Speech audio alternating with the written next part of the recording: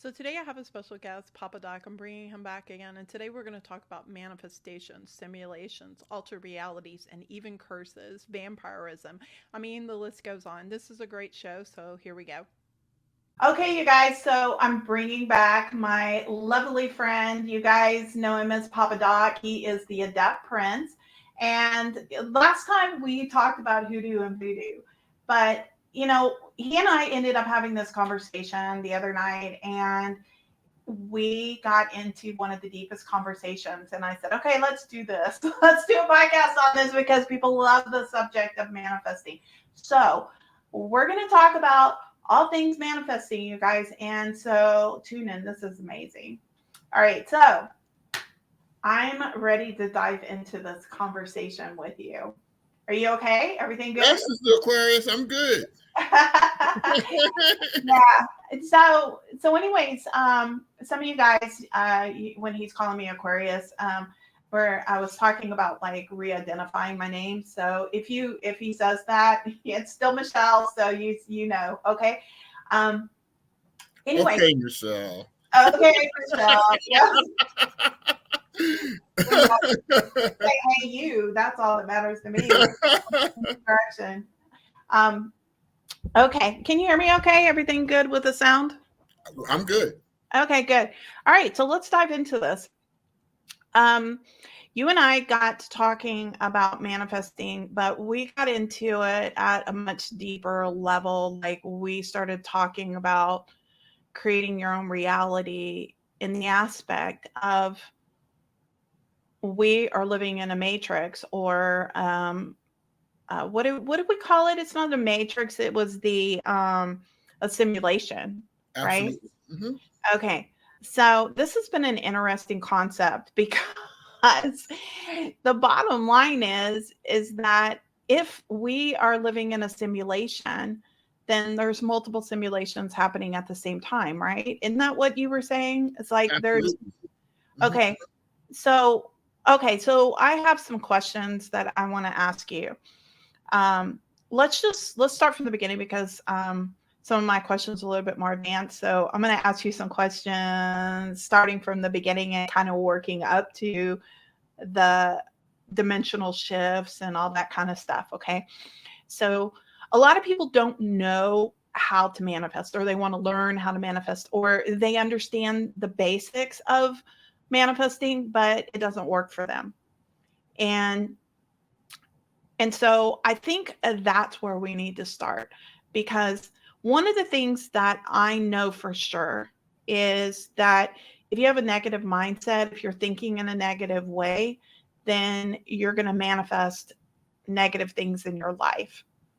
And, but let's just talk about like why people are struggling with manifesting. I mean, like, what are your thoughts about that? Like, why do you think that people are having such a hard time grasping this?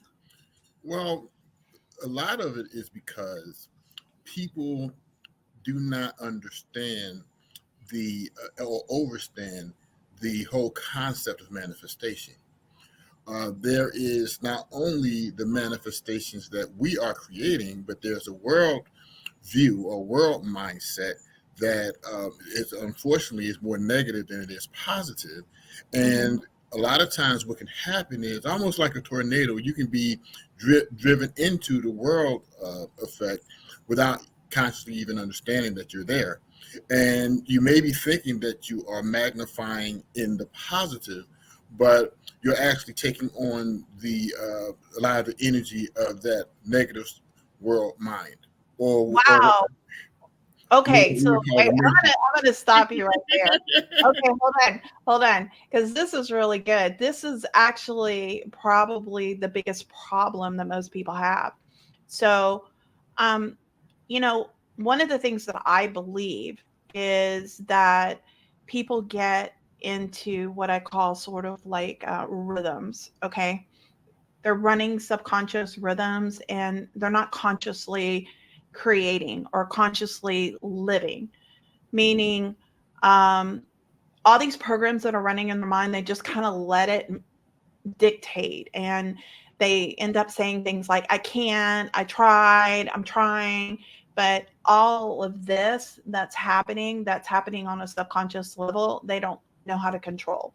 So what ends up happening, from what you're saying, I think, and I'm going to tell me if I'm wrong, is that because they're not in mental control of their own thoughts and their own actions, they're just sort of reacting to things automatically, emotionally, mentally, verbally, whatever.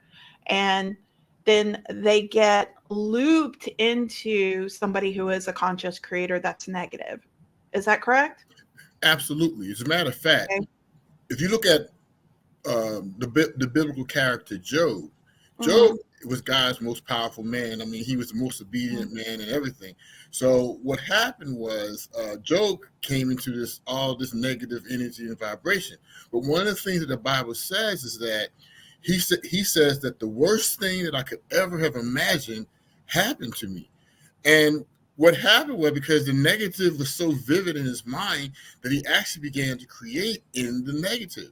So what that says to us is that not only do we have to be able to think things up, but we also have to be able to think things down as well. And if you're not conscious of that, what could happen is you could be very well thinking on the intellectual level or the conscious level that you're creating positively, but on the subconscious level, you are actually creating negative, and what we would call that is self sabotage, or alchemically, what we would call that is an alchemical divorce as opposed to alchemical wedding. So, Okay, wait. Can you stop for a second here? What do you mean by up and down? You said manifesting up and manifesting down. What do you mean by that? well, what I mean is that not only do you have to manifest the good things in your life, but you also got to continue to work on yourself to reject the negative. Because if you're not careful, what can happen is that because the world view is so vivid, and there's so many negative people out there, that negativity can very easily sabotage the success with it, whether it's your magical rituals, whether it's your prayers. It actually can be able to create self-sabotage within yourself. So Mm, that's why it's what. yeah, no, no, no. I totally agree. I mean, I think of it sort of like a river, okay? And let's say you're in a boat and you're in the river, and you know how you have your oars, Mm-hmm, and the river is going to take you wherever the river goes, right? mm-hmm, But if you're using your oars, you can kind of control where the boat goes, mm-hmm, right? So the world is like the river, okay? And everybody else is like the boat. They just get in a boat and they just start floating, and they just, they're not in control of what's happening. And so people have bad luck, people have situations, all this kind of stuff. And problems start happening in their life. And that's because they're not a conscious creator. They're not using their oars. So is that kind of what you're saying? absolutely. A lot of times what happens is, and this is why when people say that, they're Christian and they don't really understand the Bible. And I would say that the Bible is one of the best grimoires ever created. The good spell, which is God's spell. But a lot of people don't see it that way because when they look at the Bible, they look at it with the misconceptions that's been given to them. So absolutely, I agree with the fact that you can be a good person, even a good Christian, and you may be thinking you're doing things in a certain way that's going to help you, but if you don't understand how the universe works, or even your mind science works, you can actually be working against yourself.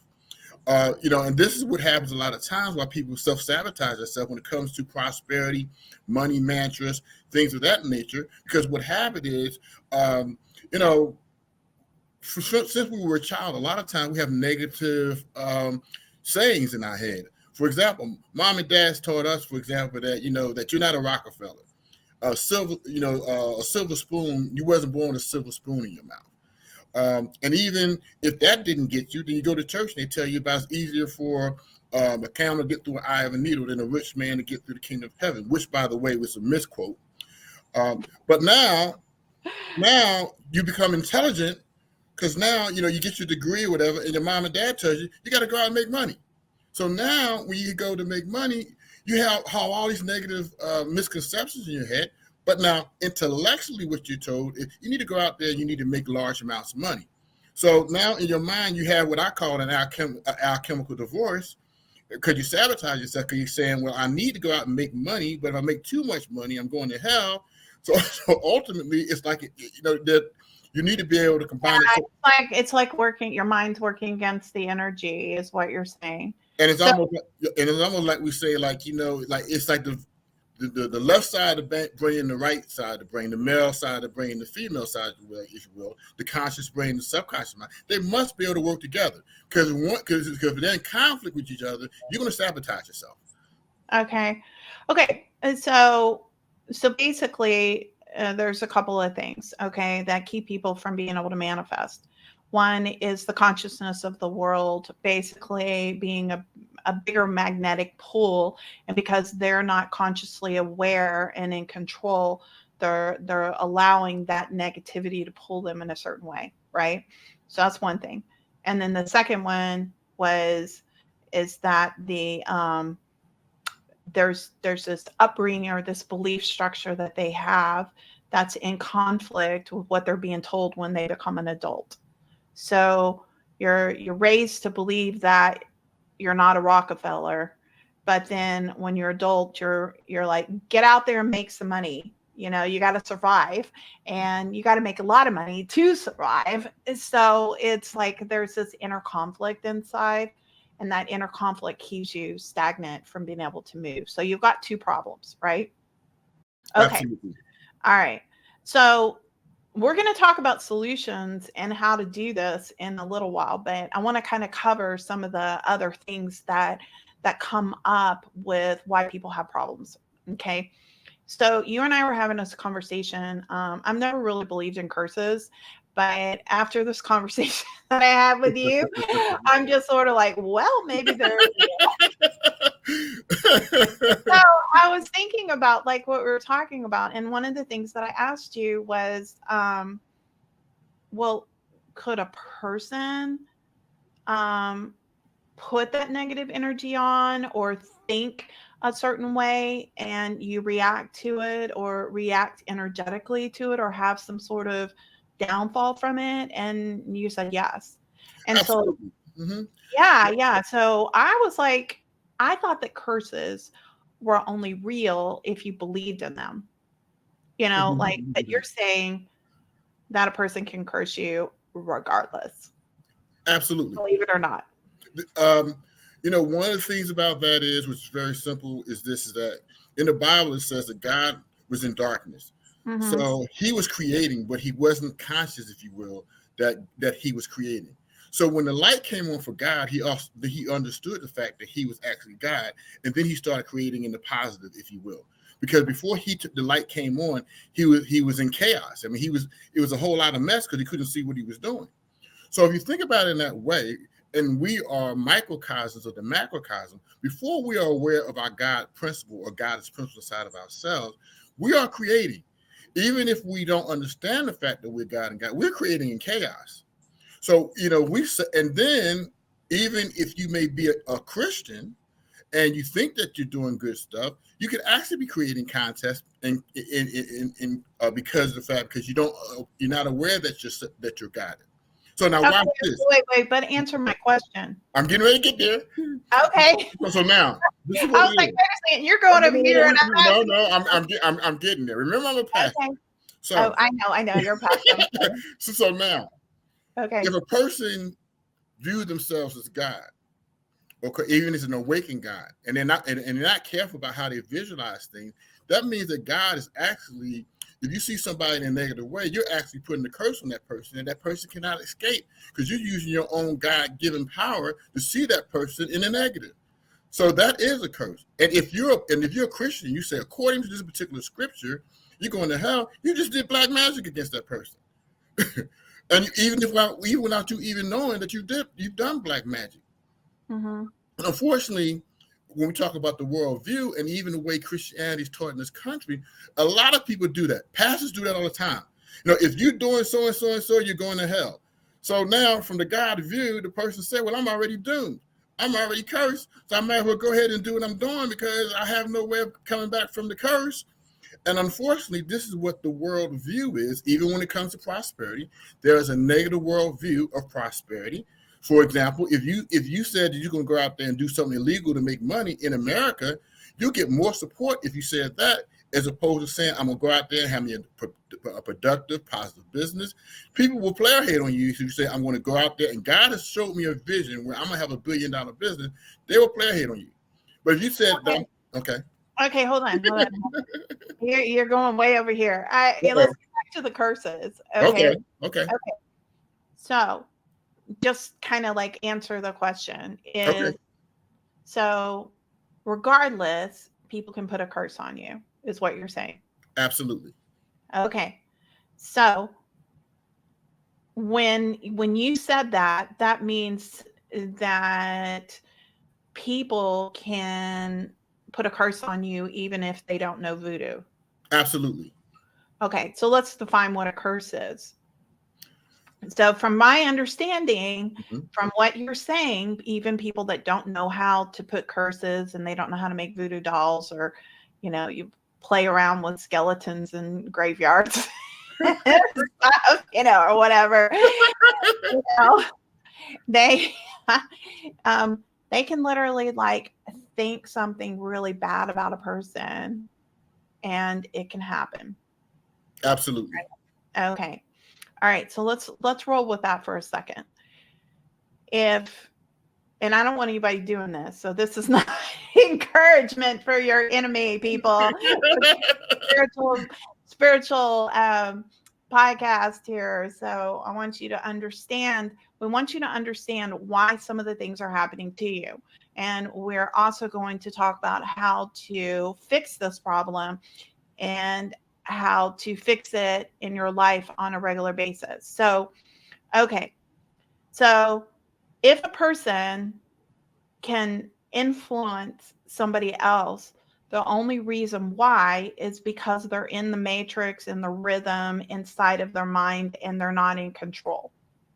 Is that correct? Absolutely. Okay. So if I was in control and I didn't want to hire or didn't know how to find, an adept prince who could fix the voodoo problems, then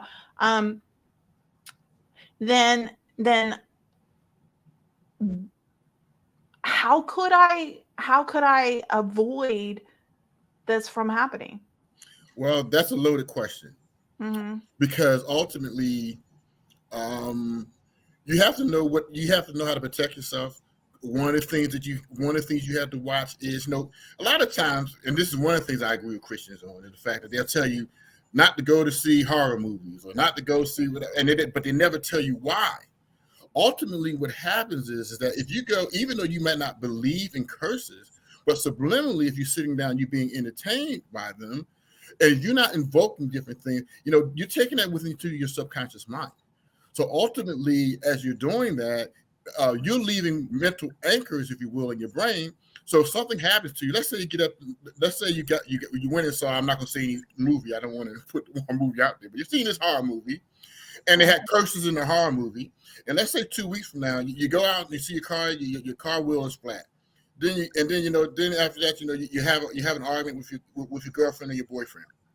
Then you go to work and the boss chew you out. Well, then you're gonna say, well, oh my goodness, well, is that somebody trying to curse me? But you already fixated that anchor by going out there and seeing these different things.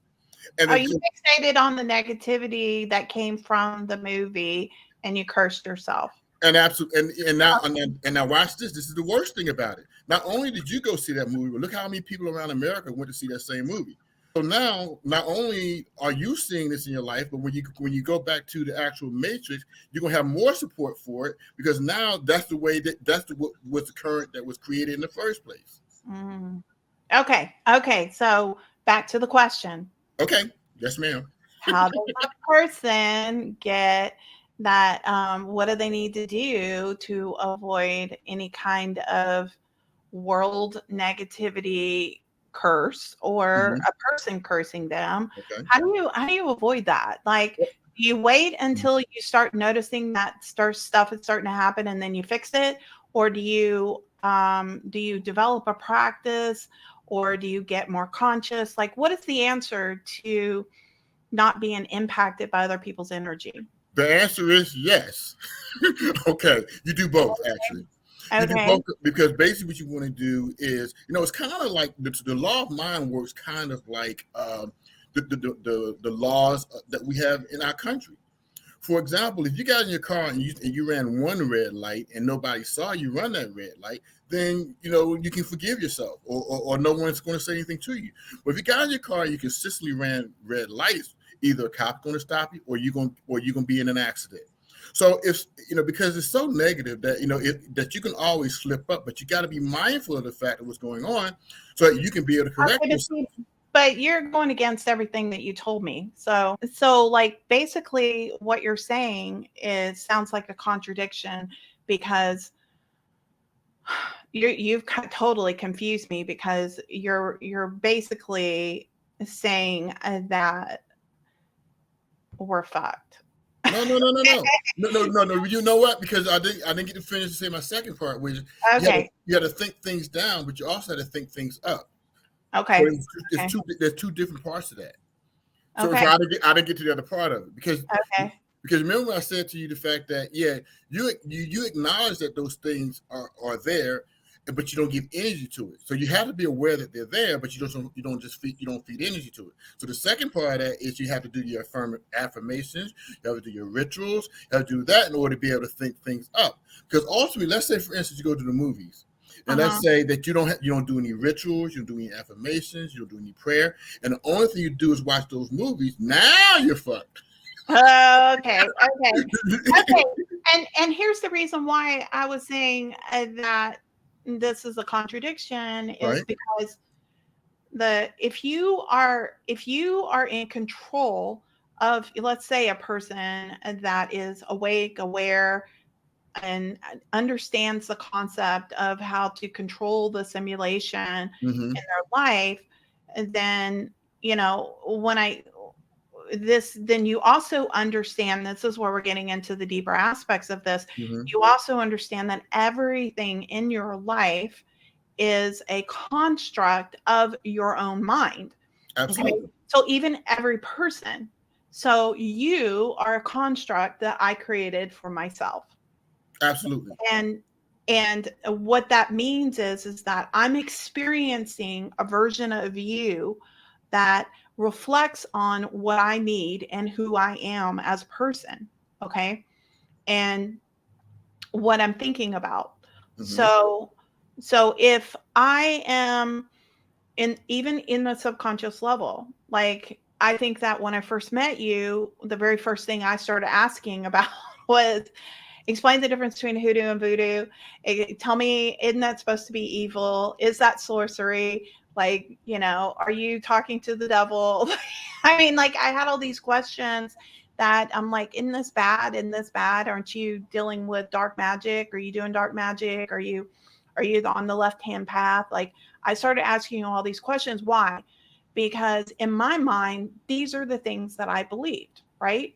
So I created a person in my life somehow. You're good, Flower. Into my life to kind of understand these things, right? And so then the obvious question is, but you're experiencing it as well. Absolutely. Okay. So if you're experiencing it, then what happens is that you have your own reality, like a whole nother, let's say this is my reality. Okay. And you have a whole other reality. Okay. And in that reality, you've created me. Absolutely. And because it matched what I was creating subconsciously and you were creating, we sort of like took our little universes, like two bubbles that connected. Okay. Absolutely. Now, when you go about your life and you go preach on Sundays and you do your stuff, okay, you're back in your own reality. But when suddenly it becomes aligned again, you and I kind of do this and we connect realities again. But they're separate and they're creations.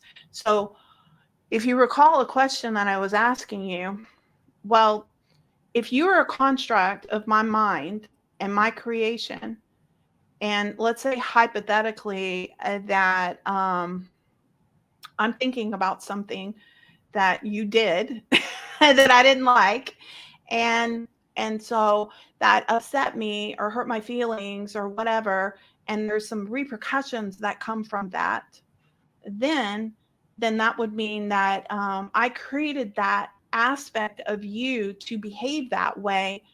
I created that. So I was in control of your free will.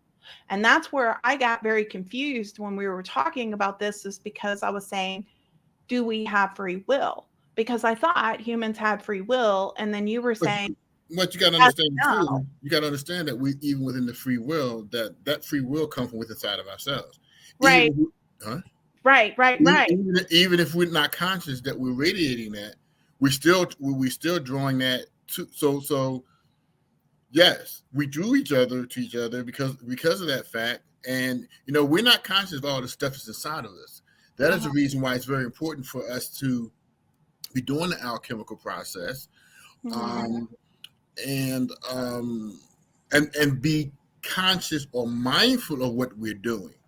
Because ultimately, what happens is that on a subconscious level, you can think that you're doing everything right, but if you, like we said, like a traffic light, if you don't correct yourself on the things you're doing, you keep on doing it in that particular way, now you're going to create havoc in your life.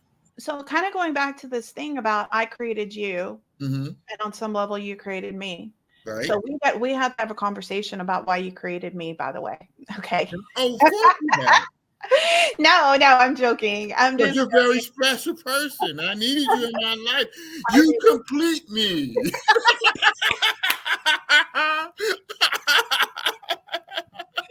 oh my God. Why are you so funny? You make me laugh all the But time. you know that comes from Batman and the Joker. Batman, no matter how he needed a Joker, and Joker's the one who actually was able to be honest and said, "Batman, you complete me." Okay, wait, am I Batwoman?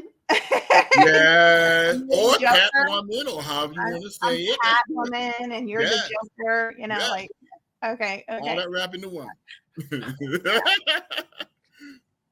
I'm gonna get some really long fingernails and go. That'll work. Yeah. Anyways, going back to being serious. Okay. Okay. So no, I love laughing with you. You're funny.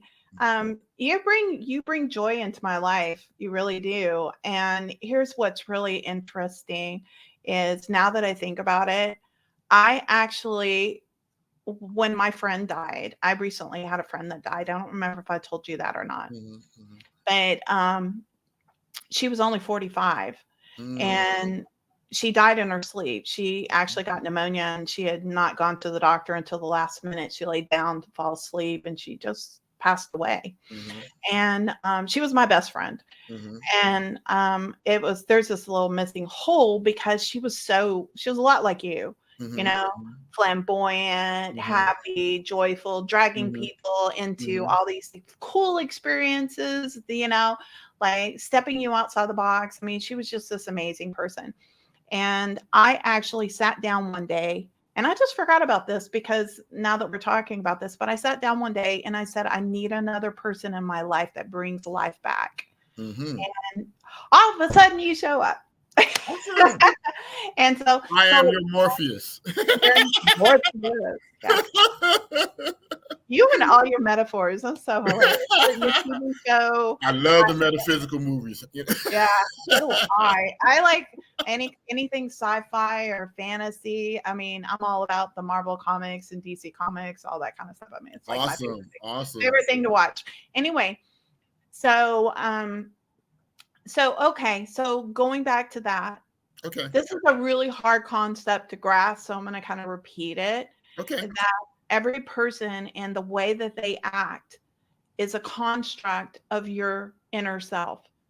And Yes. it's a reflection of something that you either need to grow into or you have brought into your life. So I brought this up to one of my clients the other day, and I said, what if these people that are giving you such a hard time, the behavior of your grandson, your husband, all this kind of stuff, what if that was all a construct of your mind? And her response was, well, I wouldn't have created this and, blah, blah, blah, blah, blah. And I'm like, wait a second, but you did. Mm-hmm. And that's the whole thing. And so I personally know that this is true because when my dad was alive, there was a lot of conflict in our relationship because of his past, and I decided that I was going to utilize this tool, and knowing that the people in my life are a construct of who I was, so I decided that I was going to change that part in myself, and that was, now I'm going to love my father. I'm going to adore him. He's going to be my best friend. He's going to be everything to me. And it was literally like I stepped into, the Matrix or something. It was like the Twilight Zone, and it was like this huge shift. And he and I talk about it a lot. Well, not anymore because he's passed away, but he and I used to talk about it all the time, about like how he was different. And I said, "You're different because I created you different." And then he'd look at me and go, well, thank you, because I'm so happy to have a relationship with you. And I think that on some level, there's a version of him that was in alignment. And so I stepped into that reality, and that part of him, that altered self, meshed with my desire to Absolutely. create him that way. Absolutely. And I did that with a lot of people in my life. I started creating them differently, and I would respond to them in the way that I was creating them, no matter what. So let's say hypothetically they were shitty to me. Mm-hmm. I would use the state of mind as if they were my favorite person in the world. Absolutely. And then I would visualize them being my favorite person in the world. And suddenly they started responding to me in that way. And their whole personality shift, like, my mother's a different person. My dad was a different person. It's like all these different things that were happening. And I was like, dang, I feel like I just moved into a whole And other. that's what magic is. That's why we consistently tell you that forget about the past. You can't change it. God can't change it. God can't change it. Mm-hmm. But the now, the present, which is what dictates the future.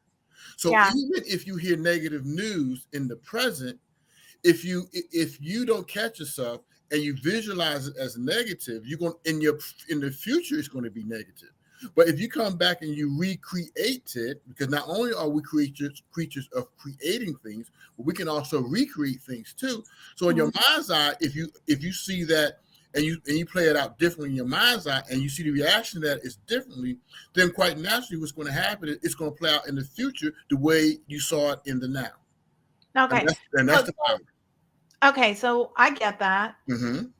but I want to reinforce this. So, because I want to make sure people understand, if people are negative in your life, and people are hateful, and you're in toxic relationships, and all of that, it could be because you're cursed, or it could be because you cursed yourself, or it could be something inside of the way that you think about these people, or the way that you think about yourself, or those inner beliefs. But regardless of any of that, you can change it.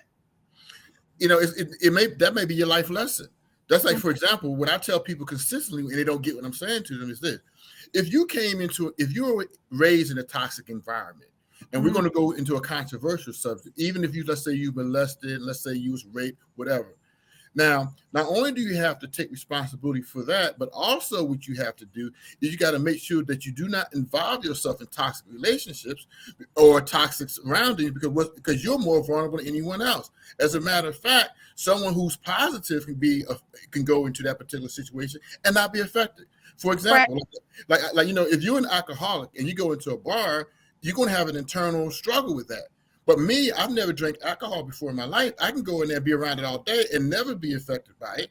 So in other words, you need to know your kryptonite so you can stay away from your kryptonite as well. Wait a second. Hold on. You've never drank alcohol in your entire life? No. I've never been high. I've never been on weed. I've never done any drugs. So my point in saying that is that now, not because the smell might be offensive to me, but I'm not going to sit there and say, wow, I wish I could have me a smoke of weed, because I'm not affected by it that way.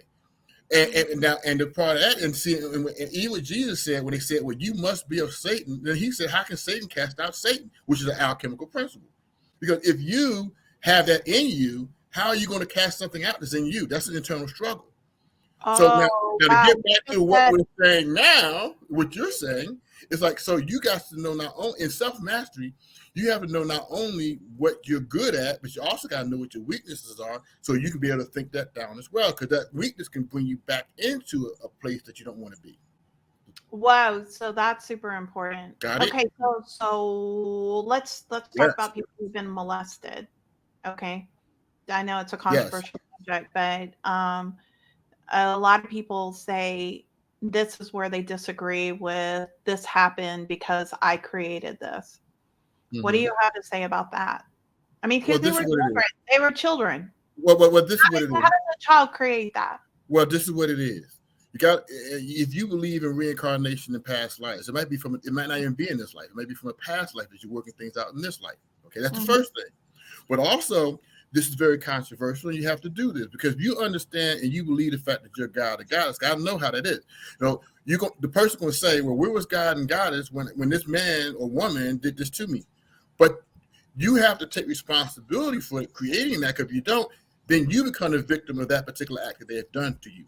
So what you have to do, you have to be able to say in your mind, I have created this. Because now watch this. If you say that you have created it, then you can uncreate it, because now remember what we said, in chaos and darkness, you did not know that you was God or Goddess. So you created that in darkness. But when the light comes on, now you can be able to recreate it, and you can be able to move on because you've learned that life lesson. Okay, I just got that. Mm-hmm. And I understand that. And I'm going to give you an example, you guys, because I'm not sure that people are going to completely get it. But since I've been understanding this concept for a really long time, I get what you're saying now. And it makes sense. Okay. So in a past life, I was burned at the stake. Okay. Now, in this life, so I carried that inside of me, and I was burned at the stake for practicing witchcraft, so I was judged. And so based on putting mixing herbs and stuff to cure the sick, that back in those days people would go and pick herbs out of the forest and stuff, and because they could heal people from it, take away a headache or something like that, they were considered witches. So I got burned at the stake for doing things like that, and I was judged for helping people. Okay, now that got imprinted into my soul, so I brought it in on a subconscious level into this lifetime. And for a very long time, all of my beliefs, all the weird woo-woo stuff that I had, I kept a secret, and I didn't let people know. And I did that because I was so afraid of being judged.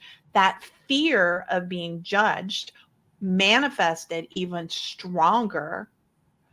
And I started, like, when I was a kid, I brought that and reinforced that into my life by so here's where it happens. This is a perfect example, you guys, is this was imprinted into my soul on a deep level, this belief structure. I was raised in a very Protestant, Christian, hardcore, Bible banging, you're going to damn to hell. And like, if you do one little thing wrong, or whatever, everybody judges you. Oh, well, you must not have been saved, or this or that. And it was just this hardcore, horrible thrashing you, making you get in front of the whole church and apologize. It was really bad. Like, and it got created based on the belief and the fear and the pain and this, I deserve this, or I did something wrong, or I did something to get this. And it created that in your life. Absolutely. And because of that, it may not be your faults, quote unquote, because you're not aware of it, but it is your problem that you have to fix because you came into this life to purify this within yourself. That's Right? what karma is. Life lesson, right? Life lessons, karma. What people don't get is that even though Jesus had a purpose, because as it was believed, because the Father sent Jesus in, but Jesus had karma to come back into this life in order to fix. It might have been maybe one speck of karma, but he had to do that as the example, because even in that aspect, even his soul, if it was at the top of a spiritual evolution, the karma was that he needed to come back to be the example for everyone else. Okay, so basically what we're saying here is that even if you're unaware of it, this is happening.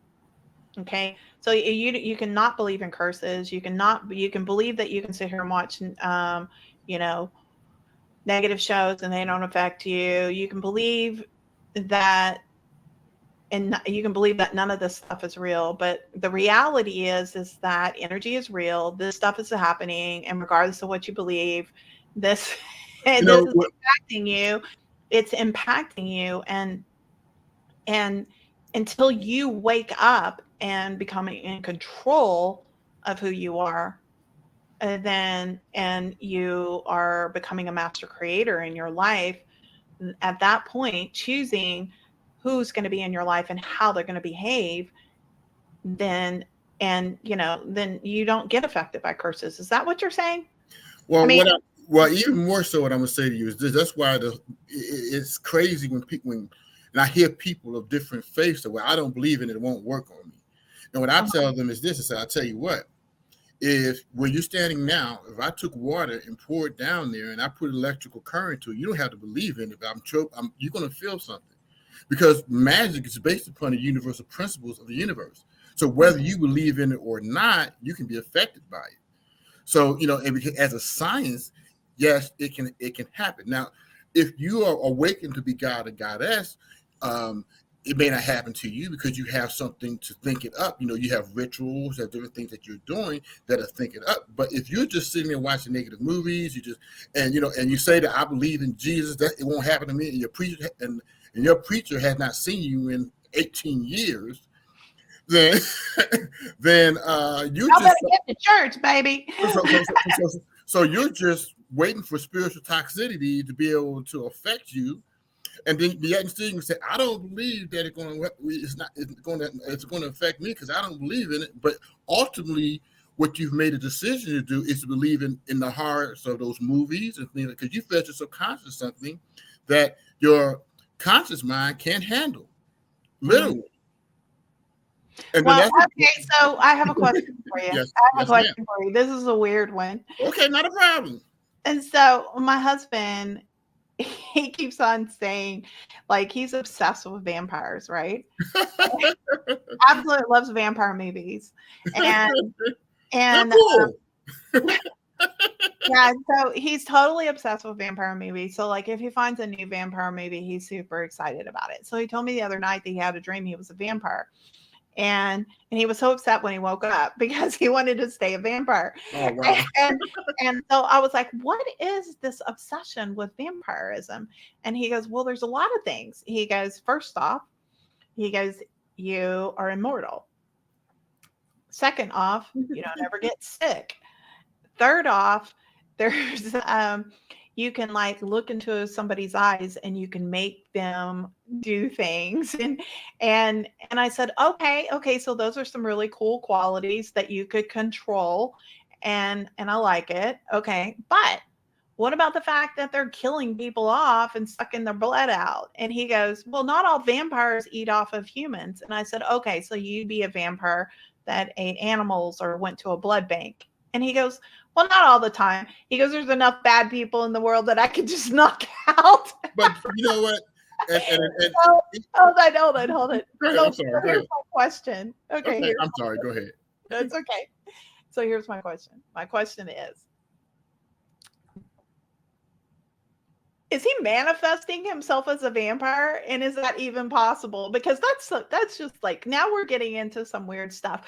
Or is he manifesting something else. Like, explain that to me Well, because we can I talk say about it all the time. can I say this to you subconsciously, and even in another life, you might have been one actually. What I want to say to you about, and did you find that because you got people, for example, who like their steaks medium rare, well, because they always have a quest for blood.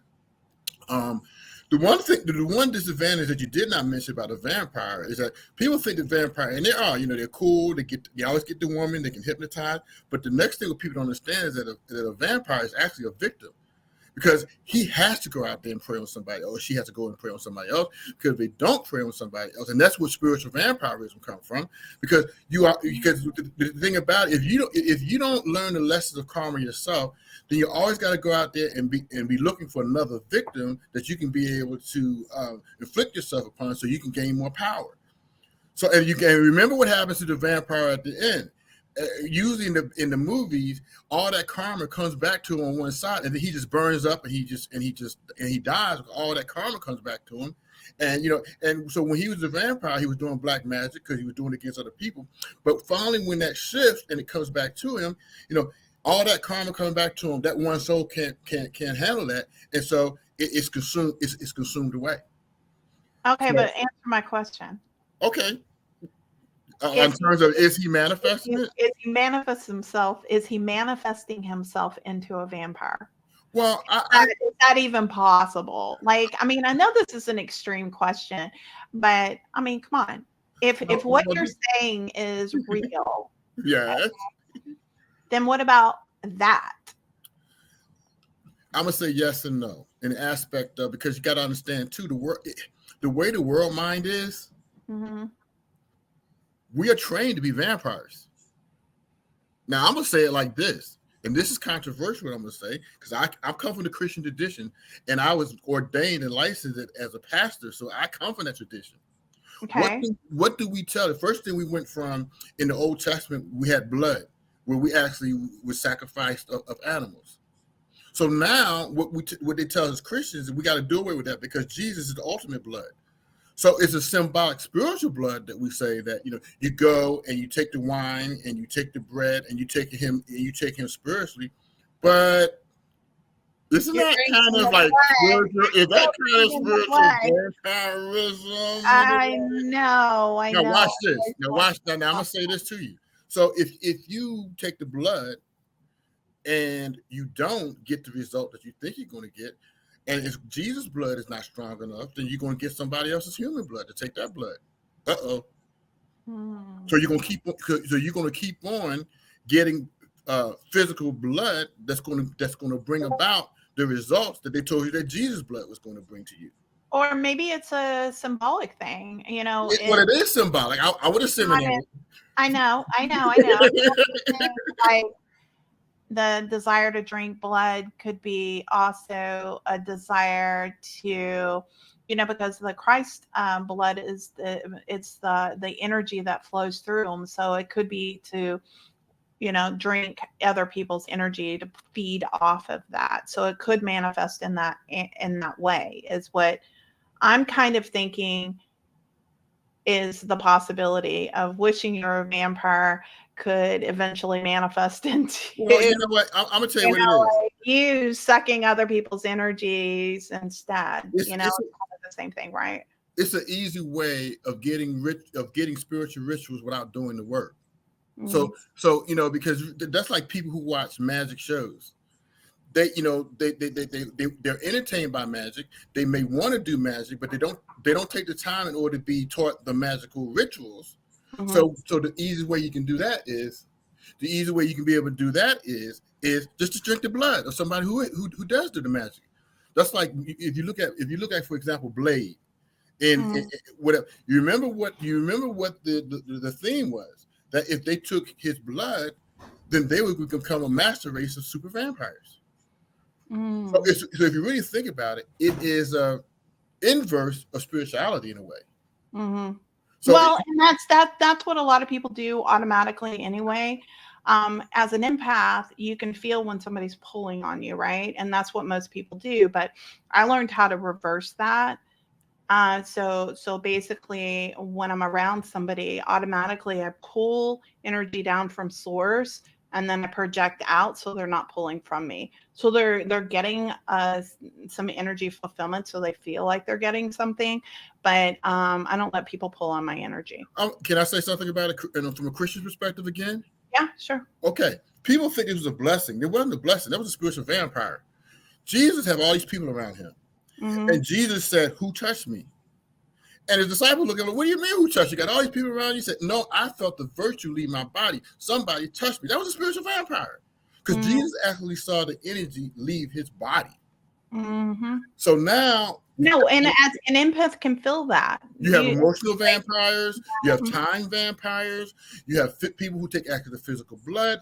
You have people and even if you think about it in our culture, what do we do? If somebody is famous, powerful, or rich, the first thing they say, "Let me touch them," or maybe if I get a piece of their clothing, it'll bring that luck to me. We're taught that within our culture. Think about it. Okay. All right. So let's talk about the cure.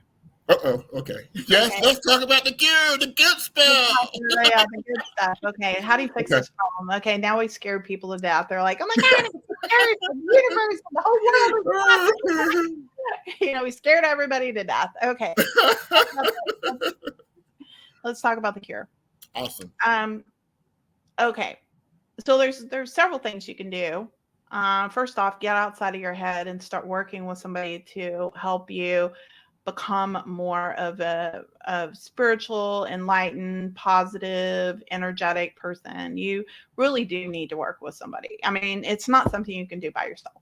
And if you think you can do it by yourself, if it's worked, then cool. But I don't know anybody who's done it by themselves. Okay. So you used to have somebody to help you with moving and through that process. The second thing is that you can hire somebody who is magically fluent and can help you. Hello. In that area. I know. Okay. So, and then the third thing is get very, completely awake and understand that you are the master creator. And when you get to that point, even people that have worked with masters and all this other stuff or spiritual growth, when you finally come to the understanding, the awakening space, people have been asleep for a really long time and they're starting to wake up. When they wake up, they start going through a lot of different symptoms. A lot of weird stuff happens to people. But when you kind of get into the understanding of I am master creator, that means that you can literally choose to who's going to be in your life and how that person impacts you. And you can literally change that person and that behavior based on how you think about that person, how you choose to view that person, and you can alter the reality that you're in. One way. Second way is if you can't do that by yourself because your mind is just too chaotic, you need to work with somebody who can change the way you think. Okay. Hello, that's me. And the third thing is like get somebody, or, another option is to get somebody like you who does like magical things to be able to help somebody. Let's talk about that for a second. Okay. So if I am the creator of my reality and I hire somebody like you, and I'm like super negative and all this other stuff, and then I hire you to get rid of a curse. Okay. If I'm still negative and I hire you to get rid of a curse, how does that fix it? Well, first of all, and I'm very real. That's why I don't pretend to people. I said, first of all, you need to fix that mentality. Because ultimately, even Jesus himself cannot help you if you're a negative person. Okay, so let's say I fix that mentality, then why hire somebody like you? So now, okay, this is what we can do. I can give you tools. Number one, that can empower you. Mm-hmm. One of the things that we can do is we can give you cleansings that you would do. Not only that would cleanse your physical being and and what we call the sphere of sensation, but also we can give you different other tools that we use alchemically to be able to, so that you can be able to transform yourself into the person that you want to be. So basically what alchemy, spiritual alchemy is, you take that lead, the philosophical lead that's in your body, and you actually take in your life, and you take it and you turn it into the gold. So, and even if that doesn't necessarily have to be even a spiritual Okay. teacher. Okay. Hold on. I know that I've looked at your website, so I Okay. know that you do things like contacting certain spirits to work with you, to help you with removing curses, divinations to find out where it came from, lineages, all of that kind of stuff. Like it could be like several lineages back that it was created. Okay. Or potentially a past life. Okay. So you work with these spirits to find this out. So you get all this information. Now that you have the information, what you're telling me is not falling into that category. So, I mean, because I know you do this, I know that you go through this Mm-hmm. actual physical process of Mm-hmm. working with these spirits to help you Mm-hmm. with getting information and fixing the problem, Mm-hmm. or even how to fix the problem. Mm-hmm. Okay. So, can you talk about that? Okay. Well, I'm a spiritual doctor. Mm-hmm. And and what I always on my website, I tell you, would you want an amateur to do delicate eye surgery on you? Mm-hmm.